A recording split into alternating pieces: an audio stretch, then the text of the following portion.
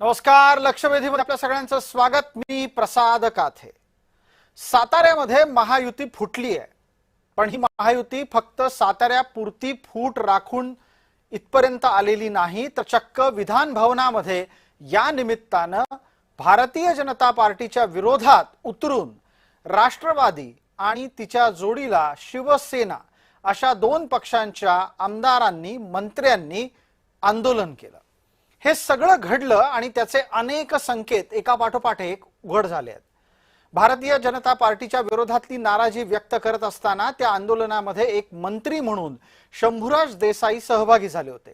आता जर मंत्रीच सरकारच्या विरोधात उतरत असतील तर त्याचा स्पष्ट संकेत हा मुख्यमंत्र्यांच्या विरोधात मंत्र्यानं केलेलं बंड आहे का असं समजायला हवा. आणि त्याच्याही पलीकडे जाऊन हे सगळं करत असताना फोडाफोडीचं राजकारण करून भारतीय जनता पार्टी साताऱ्यात सत्तेत आली आहे, तर दरवेळेला फोडाफोडी करायची गरज आहे का सत्तेत येण्यासाठी, हा प्रश्नही उरतो. साताऱ्यातल्या या सगळ्या राजकारणाचा आजचा अध्याय हा केवळ आजच्या पुरता नाही, तो इथून सुरू झालाय आणि त्याचे अनेक नवे अध्याय भविष्यात आपल्याला पाहायला मिळणार आहेत का? कारण भारतीय जनता पार्टी 2029च्या चर्चेला आणि तयारीला लागलेली आहे, हे कधीही लपून राहिलेलं नाही.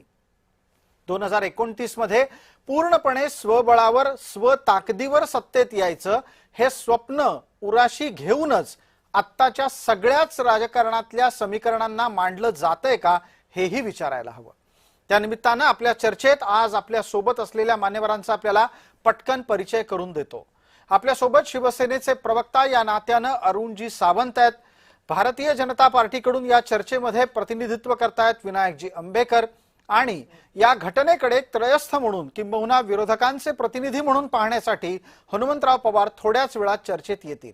मला पहिला प्रश्न तर थेट विचारायचा आहे तो विनायकराव अंबेकर आपल्याला. विनायकराव, पश्चिम महाराष्ट्रातली ही घटना, सातारा जिल्हा परिषदेवर आपला झेंडा फडकवण्यासाठी भारतीय जनता पार्टीनं केलेली सगळी कवायत समोर आहे, पण तुमच्या पक्षाकडे गृहविभाग आहे आणि असं असताना तुमच्या पक्षाच्या सत्तेतल्या सहभागी पक्षाच्या मंत्र्याची चक्क पोलीस उचलबांगडी करायच्या प्रयत्नात त्यांना धक्काबुक्की करतात.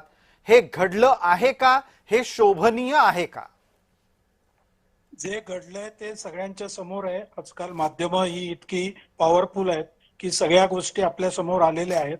हे योग्य नाही, हे बरोबर आहे, पण संयम हा दोन्ही बाजूकडून पाळला गेला पाहिजे असं मला वाटतं. आणि हा संयम हा जसं जयकुमार गोरे तिथे होते, जसं शंभूराजे देसाई तिथे होते, दोघांनी संयम पाळून, दोघांची जबाबदारी आहे की युती धर्म पाळला पाहिजे.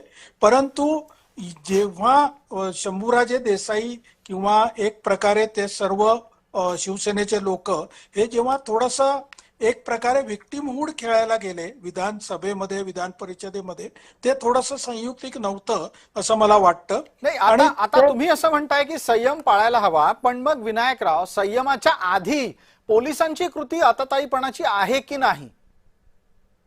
पोलिसांची कृती जी आहे ती कुणीतरी निष्पक्षपणे पाहिली पाहिजे. माननीय देवेंद्रजींनी अतिशय स्पष्ट सांगितलं की या सर्व प्रकरणाची नीट चौकशी होईल आणि त्याच्यानंतर जे दोषी आढळतील त्यांच्यावरती कारवाई केली जाईल. फक्त विधान परिषदेमध्ये एका मंत्र्यांनी काही म्हणणं मांडल्यानंतर लगेच सुप्रिंटेंडंट ऑफ पोलीसचं निलंबन करणं हे थोडंसं अधिक झालं असं मला वाटतं. आणि ते योग्य असं म्हणताय की साताराच्या एसपींना निलंबित करायला नको होतं, ही भारतीय जनता पार्टीची भूमिका कदाचित बऱ्यापैकी खालपर्यंत सरकलेली दिसते आणि म्हणूनच राम शिंदेंनी, नीलम गोऱ्हेंनी काढलेला आदेश हा तात्पुरता बाजूला ठेवण्याचे एक सांकेतिक संदेश दिलेत की काय असं दिसतंय, कारण अद्यापही निलंबन झालेलं नाही. मला अरुण सावंतांपर्यंत पोहोचायचं आहे. अरुण सावंत, तुमच्या नेत्यांनी संयम पाळला नाही हा भाजपाचा आक्षेप आहे, पण त्याही पलीकडे जाऊन त्यांनी किमान जे घडलं ते बरोबर नाही हे तरी मान्य केलंय. हे समाधानकारक आहे का? तुम्ही उत्तरासाठी आणखी काही माहिती जोडू इच्छिता? प्रसादजी, पहा, भारतीय जनता पार्टीने जे कृत्य सातारा जिल्हा परिषद निवडणुकीच्या अध्यक्षपद मिळण्याकरता केलेलं आहे ते अशोभनीय आहे. संपूर्ण महाराष्ट्राच्या जनतेकडून भारतीय जनता पार्टीची या कृतीबद्दल चीतू होत आहे. अध्यक्षपद गेलं याचा आम्हाला शिवसेनेला मुळीच दुःख नाही, परंतु जे काम एका सिनियर मंत्र्याला, तो सुद्धा आपल्याच मित्रपक्षामधला मंत्री, त्याला ज्या प्रकारे पोलिसांचा बळ दाखवून त्याचे जे तिथे परिस्थिती निर्माण केली ती अतिशय चुकीची परिस्थिती होती. भारतीय जनता पार्टीने मित्रांबरोबर असा दुर्व्यवहार केला नाही पाहिजे होता. बरं, मग मला एका प्रश्नाचं आणखी आपल्याकडून उत्तर लागेल. आपण असं म्हणताय की भारतीय जनता पार्टीनं मित्रांबरोबर योग्य वर्तन केलं नाही, पण तुम्ही सुद्धा काही कालपर्वाचे राजकारणी नाही आहात. म्हणजे मी थेट शंभूराज देसाई यांच्याबद्दल बोलतोय. शंभूराज देसाई अपहरणाचा गुन्हा दाखल झालेल्या व्यक्तीला घेऊन का मतदानाला गेले? त्यांना अपहरणाचा गुन्हा दाखल झालेली माणसं मतदानाला आणि आपला माणूस सत्तेत निवडून आणायला लागतात कशाला? अरुणजी, प्रसादजी, आपण जे म्हणत आहात की अपहरणाचा गुन्हा झालेल्या माणसाला शंभूराज देसाई घेऊन गेले, याची कृपया आपण आणखीन थोडीशी माहिती घ्यावी. ती व्यक्ती अगोदरपासूनच सभागृहामध्ये होती. मात्र सत्य हे आहे की भारतीय जनता पार्टीने शिवसेना आणि राष्ट्रवादी काँग्रेस यांच्याकडे मताधिक्य असताना सुद्धा त्यांनी 2 मतदारांना तिथे मतदान करण्यापासून पोलिसांचं बळ पुढे केलं. म्हणजे अक्षरशः भारतीय जनता पार्टीने पोलिसांना पुढे करून शिखंडीचा रोल अदा केला आणि घटनेमध्ये जो मतदानाचा अधिकार आहे त्यापासून त्यांना परावृत्त केलं. शंभूराज देसाई हे कोणालाही घेऊन आले नव्हते, हे कृपया आपण लक्षात ठेवावं. बर, विनायक आंबेकर, आता शिवसेनेच्या कडून जे शब्दबाण सुटतायत त्याच्यात थेट शिखंडीचा आरोप होतोय. तुम्ही उत्तर द्या, कारण यानंतर आपल्याला हनुमंतराव पवारांपर्यंत जायचंय. ते आपल्यासोबत चर्चेमध्ये जोडले गेलेले आहेत. मला तुम्ही शिखंडी हे स्वतःच तुम्हाला लावण्यात आलेलं विशेषण स्वीकारताय का तेही सांगा, आणि त्याच्या पलीकडे महाराष्ट्राला याही प्रश्नाची उत्तराची अपेक्षा तुमच्याकडून आहे की का दरवेळेला फोडाफोडी करायची आहे? जगातला नंबर 1 पक्ष आहे ना, एका ठिकाणी नाही आली सत्ता. बेसिकली शिखंडी हा आरोप ते बोलणे हे त्यांचं चुकीचं म्हणणं आहे आणि अशा प्रकारचा कुठलाही आरोप त्यांनी करू नये. खरं म्हणजे संयम पाळावा. दुसरं महत्वाचं असं, फोडाफोडी आता कुठल्याही पक्षाचे लोक फुटून जर भाजपला मतदान करायला पुढे आले तर नेहमी भाजपला का नावं ठेवावी? त्या पक्षाची जबाबदारी नाही का? राष्ट्रवादीचे 3 आणि शिवसेनेचे 2 असे जर सभासद येऊन भाजपच्या मंडळींना भेटले की आम्ही तुम्हाला मतदान करायला तयार आहोत, त्यात भाजपची काय चूक आहे? त्या पक्षाची जबाबदारी नाही का आपल्या सभासदांना सांभाळण्याची? ती जबाबदारी आपल्याला पार पाडता आंबेकरांच्या या वक्तव्यावर अरुण सावंत हसतायत. अरुणजी, काय झालं खरं सांगा बरं एकदा. तुम्ही जे सांगाल ते खरं आहे का हेही तपासून पाहणार आहोत. प्रसादजी, अख्ख्या महाराष्ट्राची आणि साताऱ्यातील जनता जाणून आहे की महाराष्ट्राच्या जनतेने भरभरून या संपूर्ण महायुतीला दिलं. त्यामध्ये आदरणीय एकनाथ शिंदेजी यांच्यावरती या महाराष्ट्रातील करोडो लाडक्या बहिणींनी सुद्धा विश्वास ठेवला, गोरगरीब जनतेने विश्वास ठेवला आणि सत्ता दिली. त्यानंतर मुंबई महानगरपालिकेची सुद्धा सत्ता. अरुणजी, त्या इतिहासात नका जाऊ, पटकन साताऱ्याच्या इतिहासामध्ये या. साताऱ्यात लोक स्वतःहून भाजपच्या मदतीला आली हा दावा आहे. लोक स्वतःहून आली की नाही? तुमच्याकडून निवडून आलेली लोक तुम्हाला सोडून गेली ही वस्तुस्थिती आहे की नाही? प्रसादजी, सत्य हे आहे की साताऱ्यामध्ये शिवसेना आणि राष्ट्रवादी काँग्रेस यांना संख्याबळ यांचं जास्त होतं, त्यांचा अध्यक्ष बसत होता. परंतु मतदानाच्या दिवशी भारतीय जनता पार्टी तेथील नेत्यांनी तिथे राजकारण खेळलं आणि त्या 2 मतदारांना मतदान करण्यापासून परावृत्त केलं पोलिसांना पुढे करून. गृह खात्याचा चुकीचा वापर केला गेला. गृह खातं यांच्या हातात आहे म्हणून काय वाटेल तसं वापरायचं का? विनायकराव, आपल्यासाठी आलाय हा प्रश्न. बेसिकली जी कंप्लेंट केली होती ती ज्या व्यक्तीला यांनी पळवलं होतं त्या व्यक्तीच्या मुलाने कंप्लेंट केली होती. पोलिसांनी काय काम करावं याच्यामध्ये भारतीय जनता पार्टी कधी हस्तक्षेप करत नाही. आज आपण पाहिलं असेल तर सभागृहामध्ये माननीय उपमुख्यमंत्री स्वतः सांगत होते की मी तिथल्या एसपीना फोन केला, मी यांना फोन केला, मी त्यांना फोन केला, पण भारतीय जनता पार्टीच्या कुठल्याही नेत्यांनी कुठल्याही पोलिसाला कधीही फोन केलेला नाही. त्यामुळे जे घडलं ते स्थानिक राजकारण होतं. यांना स्वतःचा पक्ष सांभाळता येत नसेल त्याची जबाबदारी भाजप घ्यायला तयार नाही. भाजप कायद्याने पक्ष चालणारा सांभाळता पक्ष येत आहे. नसेल. पण आता दुसरा माणूस हा मुद्दा काय- महत्वाचा ठरतो. अहो तुम्ही काही काळापूर्वी हेही सांगत होतात ना की आपण उद्धव ठाकरेंना धडा शिकवण्यासाठी अमुक अमुक गोष्ट केली म्हणून. मग पक्ष सांभाळता येत नाही हा आरोप एकनाथ शिंदेंवर आहे का थेट आता भाजपाचा? तिथल्या स्थानिक लोकांच्या वरती आहे. स्थानिक लोकांमध्ये काही मतभेद असतील त्यामुळे तिथले 2 मतदार शिवसेनेचे, 3 मतदार राष्ट्रवादीचे भारतीय जनता पार्टीला अप्रोच झाले की आम्ही तुम्हाला मत द्यायला तयार आहोत, तुम्ही अध्यक्षपदाची निवडणूक लढा. बरं. आणि त्यातून घडलेला हा प्रकार आहे. ठीक आहे. आता चर्चेला आपण एका नव्या अँगलकडे, नव्या वळणावर नेतोय. हनुमंतराव पवार आपल्या सोबत आहेत. हनुमंतराव, मला असं वाटतंय माझा आवाज आपल्यापर्यंत अतिशय नीट पोहोचत असेल. हे जे घडलंय ते तुमच्यापर्यंत आहेच आलेलं. त्यातला एक मुद्दा अनिल परब यांनी मांडला, त्या अनुषंगानं तुम्ही बोलावा आणि त्या अनुषंगानंही आपण चर्चा पुढे नेऊ की जे काल परवापर्यंत स्वतःला वाघ म्हणत होते ते आता मार खायला लागलेत. प्रसादजी, मार कुणी खाल्ला आणि मार कुणी दिला या चर्चेमध्ये काँग्रेस पक्षाचा एक प्रवक्ता म्हणून मला रस नाही. आम्हाला रस आहे की महाराष्ट्राचं कायदे मंडळ, विधानसभा आणि विधान परिषद इथं काय होतंय. आम्हाला रस आहे महाराष्ट्राचं पोलीस प्रशासन ते कसं वागतंय, इथे आम्हाला रस आहे. आम्हाला रस आहे की महाराष्ट्राचा एक कॅबिनेट मंत्री महाराष्ट्राच्या दुसऱ्या कॅबिनेट मंत्र्यांनी अंगावर पोलीस लावले असं म्हणतंय, तर महाराष्ट्राच्या शासनाची, प्रशासनाची काय अवस्था असेल. माझं साधं म्हणणं आहे की शंभूराज देसाई यांनी आज तावातावानं विधिमंडळामध्ये दोन्ही ठिकाणी विधान परिषद, विधानसभेमध्ये आपल्यावर काय आपबीती सांगितली. मी डायबिटीजचा पेशंट आहे, मी रक्तबंबाळ झालो, माझे हात दुखतायत, गोळ्या खातोय वगैरे वगैरे. स्वातंत्र्य सैनिक बाळासाहेबजी देसाई यांचा नातू असलेल्या शंभूराज देसाईंची ही केविलवाणी अवस्था बघून माझ्यासारख्या माणसाला वेदना झाल्या. पण आम्हाला त्यांच्याबद्दल सहानुभूती असण्याचं काही कारण नाही. तुम्ही ज्या भाजपा सोबत बसलेले आहात ती भाजपा फोडाफोडीच करते. ती भाजपा पोलिसांचा किंवा सरकारी यंत्रणेचा गैरवापरच करते. तो काँग्रेस विरोधात केला, राष्ट्रवादी विरोधात केला की शिवसेनेवाल्याला चांगलं वाटलं होतं, आता ते तुम्हालाच केला, त्यामुळे तुम्हाला वाईट वाटण्याचं कारण नाही. मोगलाई वगैरे असं काय तर शंभूराज देसाई बोलत होते. त्या मोगलाई म्हणताय तुम्ही, त्याचमध्ये तुम्ही सरकारमध्ये आहात. आज शंभूराज देसाई साहेबांनी राजीनामा फेकून मारला असता मुख्यमंत्र्यांच्या तोंडावर, मी काँग्रेसच्या प्रवक्त्याने त्यांची बाजू घेतली असती, त्यांच्यासोबत उभं राहिला असतो. पण महायुतीमध्ये एकमेकांमध्ये जी ही भांडणं आहेत त्या भांडणामध्ये महाराष्ट्राच्या विधिमंडळाची नाचक्की होते. उपसभापतींनी निलंबन करण्याचे निर्देश द्यायचे आणि सभापतींनी रद्द करायचे. प्रसादजी, तुम्ही पत्रकार आहात, तुम्ही पाहिलं महाराष्ट्राच्या इतिहासात असं कधी झालेलं? पोलीस अधीक्षकांना मी फोन केले असं सांगितलं एकनाथ शिंदे साहेबांनी. एकनाथ शिंदे साहेब उपमुख्यमंत्री आहेत, एका पक्षाचे प्रमुख आहेत, माजी मुख्यमंत्री आहेत. त्यांनी पोलिसांना विनंती केली की तुम्ही अटक करू नका. त्यांनी पोलीस महासंचालकांना सदानंद दाते साहेबांना फोन केला की तुमचा पोलीस अधीक्षक असं करतोय. दाते साहेब म्हणले असं होणार नाही. दाते साहेबांनी एकनाथ शिंदे साहेबांना सांगितलेलं.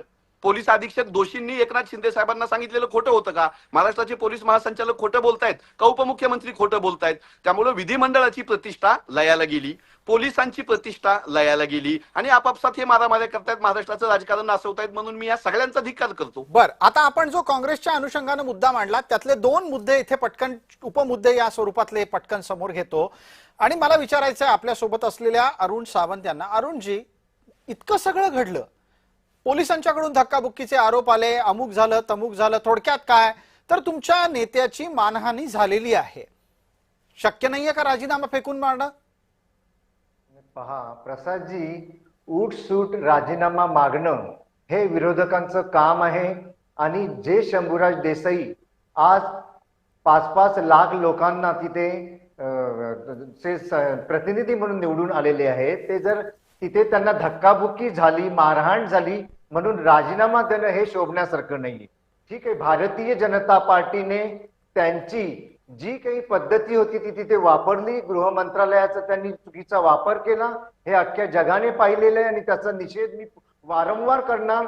कारण या महाराष्ट्राच्या जनतेने भरभरून दिलं असताना सुद्धा एका जिल्हा परिषदेच्या अध्यक्षपदासाठी त्यांनी आपल्या मित्र पक्षाच्याच पाठीमध्ये खंजीर खुपसण्याचा प्रकार केला. पण मग एवढा अपमान होऊन अरुणजी सत्तेत का राहायचं? एवढा अपमान सहन कशासाठी करायचा आहे? अपमान सहन करायचं म्हणजे काय आम्ही राजीनामा म्हणून घरी बसू असं तुमचं म्हणणं आहे का? नाही नाही, माझं नाहीये, तुम्हाला विचारला जातोय सवाल. तुम्हाला हा सवाल विचारला जातोय की तुम्ही एवढा अपमान का सहन करताय? विरोधकांचं विचारणं हे काम आहे.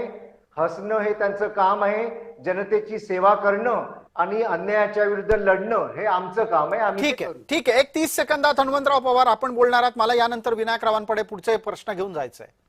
महाराष्ट्राच्या गृहमंत्र्यांनी निर्विकारपणे आज विधिमंडळामध्ये जी भूमिका मांडली की झाल्या प्रकाराची चौकशी करतो आणि योग्य ती कारवाई करू, याचा मी निषेध करतो. तुम्ही गृहमंत्री आहात, तुम्ही महाराष्ट्राचे मुख्यमंत्री आहात, तुमच्या मंत्र्याला मारहाण झाली, तुमच्या आधिपत्याखाली पोलीस अधीक्षक असतो, पोलीस महासंचालक असतो. देवेंद्रजींना काहीच माहित नव्हतं हे कुणातर लहान लेकराला जाऊन समजावून सांगावं इतकं बालिश विधान गृहमंत्र्यांनी मुख्यमंत्र्यांनी विधिमंडळात करणं, याचा मी निषेध करतो.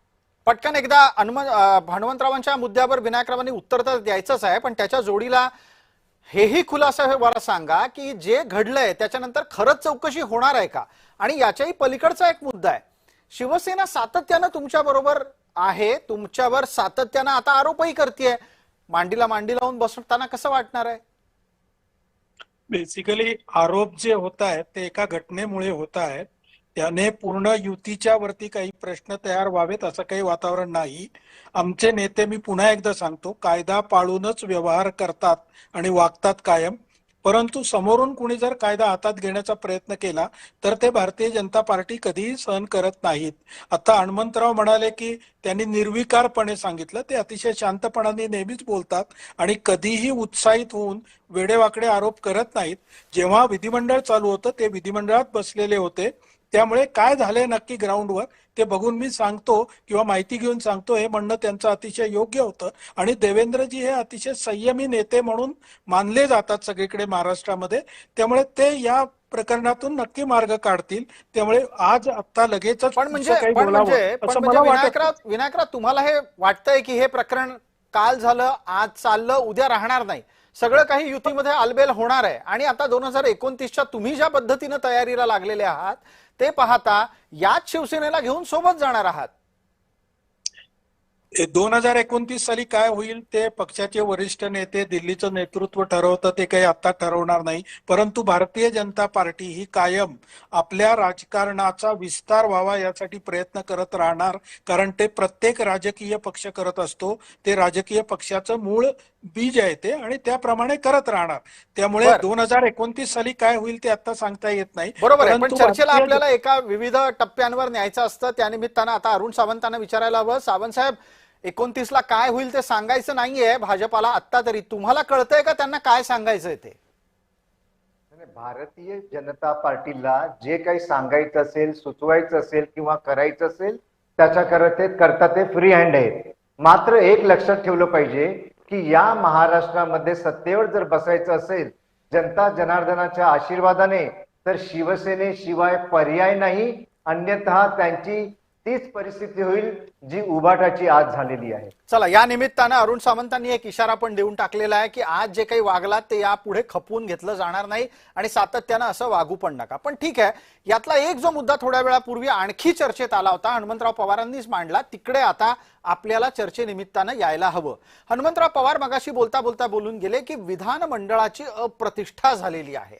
निश्चित याची चर्चा याचसाठी गरजेची आहे कारण साधन शुचिता अशा स्वरूप सगळ्या मुद्द्यांच्या आधारे, साधन शुचितेच्या आधारे राजकारण करतो हा दावा करणाऱ्या भारतीय जनता पार्टीचं सरकार महाराष्ट्रात आहे.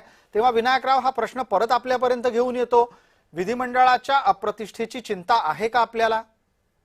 नक्कीच आहे. म्हणून मी मुद्दाहून मगाशी उल्लेख केला की भावनिक होऊन शिवसेनेच्या काही नेत्यांनी भाषण केलं, भावनिक होऊन उपसभापतींनी काहीतरी निर्णय दिला. परंतु आपण पाहिलं असेल तर जयकुमार गोरे सुद्धा स्वतः त्या केसमध्ये इन्व्हॉल्ड असून सुद्धा अतिशय शांतपणे माननीय उपसभापतींना समजावत होते की असं तुम्ही एकतर्फी निर्णय देऊ नका. आणि माननीय देवेंद्रजींना तुम्ही जर पाहिलं असेल तर ते अतिशय शांतपणे, हा चर्चेचा फोरम नाही, आपण चर्चा करू आणि नंतर निर्णय घेऊ अशा पद्धतीने मला सांगा मग विनायकराव, तुषार दोषींचं काहीही चुकलेलं नाही की तुषार दोषींची चौकशी झाल्यावर कळेल त्यांचं काही चुकलंय की नाही? चौकशी झाल्यावर कळेल आणि ती चौकशी माननीय देवेंद्रजी निष्पक्षपणे करतील. ठीक आहे, हाच प्रश्न आता अरुण सावंतांना आहे. त्यानंतर हनुमंतराव मी आपल्यापर्यंत येतो. हनुमंतराव, तुमच्यापर्यंत यायच्या आधी अरुण सावंतांना मी प्रश्न पुन्हा एकदा विचारतोय जो थोड्या वेळापूर्वी विनायकरावांकडे घेऊन गेलो होतो.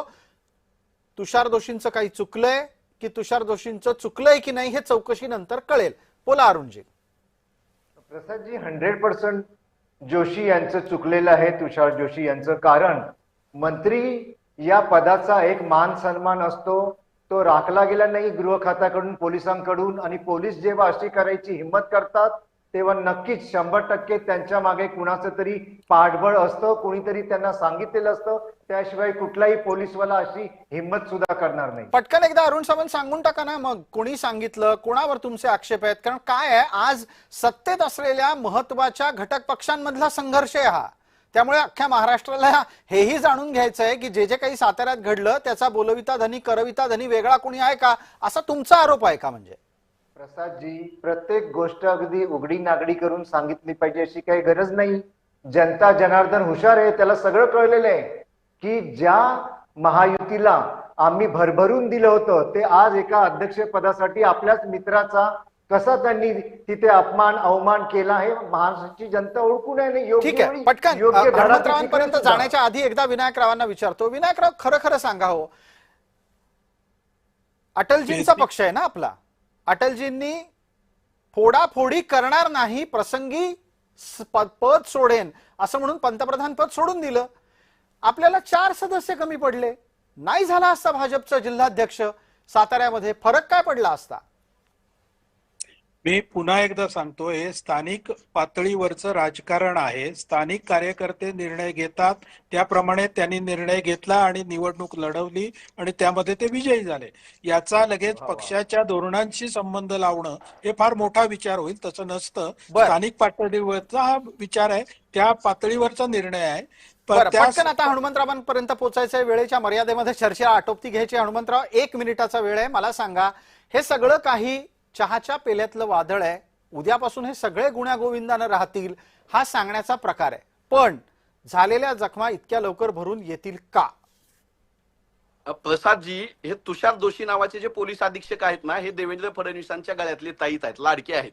जिथं कुठं कायदा हातात घ्यायचा असतो आणि विरोधकांची मुस्कटदाबी करायची असती, देवेंद्रजी या माणसाला पाठवतात. जालना जिल्ह्यामधल्या अंतरावली सराटीमध्ये अहिंसक मार्गाने उपोषणाला बसलेल्या मराठा महिलांची डोकी याच तुषार जोशींनी फोडली होती. आज यशवंतराव चव्हाण साहेबांच्या साताऱ्यामध्ये सुद्धा बाळासाहेब देसाई यांच्या नातवाला शंभूराज देसाईंना फोडून काढण्याचं काम या तुषार जोशींनी केलंय. पोलीस अधीक्षकाचा, पोलीस यंत्रणेचा मंत्र्यावर हात उचलण्याची मुजोरी देवेंद्रजींच्या आशीर्वादाशिवाय होऊ शकत नाही. देवेंद्रजींनी माफी मागितली पाहिजे, तुषार जोशीचं निलंबन झालं पाहिजे, सभागृहाची प्रतिष्ठा टिकली पाहिजे आणि तर लोकशाही टिकली पाहिजे. सत्ताधारी जर आपल्या मंत्र्याला फोडून काढतायत तर विचार करा, आमचं काँग्रेसवाल्या, राष्ट्रवादीवाल्या सामान्य पदाधिकारी कार्यकर्त्यांची हे काय अवस्था करत असतील, राज्यातल्या कायदा सुव्यवस्थेत काय अवस्था असेल. त्यामुळे देवेंद्रजी फडणवीस. हनुमंतराव, याच्यावर उत्तर येते पटकन. विनायकराव, आपलं उत्तर. बेसिकली स्वतः शंभूराजे देसाईंनी सांगितलं की पोलीस त्यांना ठराविक ठिकाणी जाण्यापासून रोखत होते आणि 4 पोलिसांनी माझा एक हात, 4 पोलिसांनी माझा दुसरा हात धरला होता. त्याच्यामध्ये शंभूराज देसाईंनी सोडण्याचा प्रयत्न केला आणि त्यांना थोडीशी दुखापत झाली. परंतु हे जे वर्णन आहे, त्यांना मारहाण केली, फोडून काढलं, हे अतिरंजित आहे, चुकीचं आहे पूर्णपणे. आणि त्या प्रकारचे कुठलाही प्रकार झालेला नाही. जर शंभूराजे देसाईंनी थोडंसं त्यांच्याशी सहकार्य केलं असतं तर पुढचा प्रकार झाला नसता. परंतु याच्यामध्ये जाता जाता एक पटकन चर्चेच्या शेवटच्या टप्प्यात येत असताना अरुण सावंतांना मी हा प्रश्न पुन्हा विचारेन. अनेक प्रश्नांची पुनरावृत्ती होतीये, कारण प्रत्येक प्रश्नाचा वेगवेगळ्या प्रकारच्या दृष्टीनं विचार करून त्याची उत्तरं घ्यावी लागतात. अरुणजी, जखमा लवकर भरून येणार आहेत का? प्रसादजी, स्वाभिमानी माणसांच्या मनावरती, हृदयावरती जेव्हा जखमा होतात त्या कधी न भरून येण्यासारख्या असतात आणि तेच यावेळेस जे घडलंय त्यामुळे होणार आहे. मग तुम्ही आता करणार काय? जखमा लवकर भरून येणार नाहीत, तुमचा स्वाभिमान महत्वाचा आहे, तुम्ही करणार काय आहात? 5 वर्ष याच सत्तेत राहणार आहात का? याच जखमा घेऊन याच सत्तेत राहणार? प्रसादजी, जशास तसे उत्तर दिले जाईल. जशास तसं उत्तर दिलं जाईल. हनुमंतराव, ऐकलंय तुम्ही उत्तर, आता तुम्ही देऊ नका, पण एकदा विनायकरावांकडून पटकन उत्तर घेऊयात. जशास तसं उत्तर ऐकण्यासाठी तयार आहात का भाजपवाल्यांनो? भाजप, मी पुन्हा एकदा सांगतो, कायद्याने चालणारा प्रश्न आहे. आम्ही स्वतः कायदा पाळतो, पण जर दुसरा कोणी कायदा हातात घेऊन आम्हाला धमकावत असेल तर भाजप कधीही तसं होऊ देणार नाही. भाजप हा सरळ मार्गाने जाणारा पक्ष आहे. फक्त समोरचा जर वाकड्यात गेला तर भाजप नक्कीच त्याला वाकड्यात उत्तर देईल. चला, या निमित्तानं एक गोष्ट नक्की झाली आहे, आजचा दिवस आपल्याला लिहून ठेवायला हवा की एकमेकांच्या वाकड्यात जायचं पण आहे आणि एकमेकांच्या वाकड्यात जाऊन एकमेकांना जखमा देऊनही सोबत राहायचंय. सुरेश भट म्हणूनच गेलेले आहेत झाल्या तर काळ झाला जखमा अशा सुगंधी, घाव घालणारा तो मोगरा असावा. कदाचित याच अनुषंगाने ही राजकीय सत्तेची अपरिहार्यता आहे की एकमेकांच्या सोबत भांडून एकमेकांच्या सोबत कायम राहायला ती बाध्य करते. आपण सर्व मान्यवर या चर्चेत सहभागी झालात त्याबद्दल आपले मनपूर्वक आभार. तुर्तास इथेच थांबतो. आपण पाहत रहा फक्त जय महाराष्ट्र.